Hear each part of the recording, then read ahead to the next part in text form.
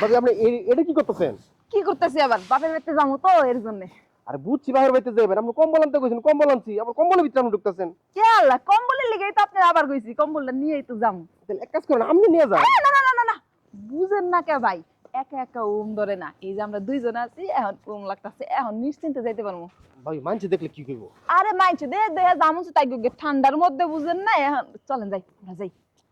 এটা কি ভালো হইবো? আরে ভালো ভাই নাই না, আচ্ছা। চলেন। হাই কেডা কি? তোর বাবার বাড়ির কথা কইয়া ব্যাগ বুক গুছাইয়া হ্যাঁ আমি তো তোরে হারা এলাকায় ডাহারাই কথাছি শুনেছিলি? কে? আমি এনে আসলাম, ওই যে রশিদ ভাইয়ের কাছে গেছিলাম, রশিদ ভাই আবার গেছিলাম। রেখারা রশিদ ভাই, আমগো রশিদ ভাই। কেডা? ওই হারামজাদা তোর লাইকের বড় দিকে যা আর বাসি না রে। ভাই তুই কম্বল খুলে দিছিস কামার বইরে। তো এই যে ভাবি কম্বল আনতে কইলো, এই আনলাম, মানে ভাবি ওই যে ভিতরে ঢুকছো না, আমি কি করবো? কেডা কি? তুই কি আরে তুমি এরকম কথা কইছ লিগা, তো থুতু থুতু খাইতাছ কিসের জন্য? বাপের বাড়িতে যামু এই ঠান্ডার মধ্যে, এমনি করে কেমনে যামু?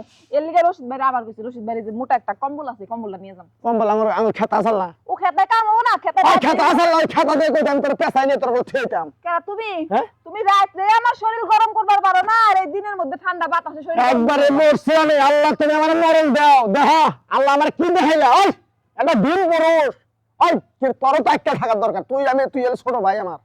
এখন আমি কি করবো? হ্যাঁ মানে ভাবি এই যে কম্বলের ভিতরে ঢুকছে না, আমি কম্বল দিতেছি, ভাবি নেয় না। হাই হাই রে। তোমার তো সাহস কম না, তুমি আমার ঠান্ডার মধ্যে ফালাই তুই আরে না, বেরো দেবো না। কি কো আমার বাপের বাড়িতে যেমন ঠান্ডার মধ্যে? আরে হাই ভাবি বুঝতেছেন না বাইরে তো? বাইরে কম্বল খুলতে বাইরে। কেরা জীবনে না আমি মইরা যাবো, তাও কম্বলের ভিতর থেকে বেরাবো আরে না। ভাবি বারেন আরে সম্ভব না।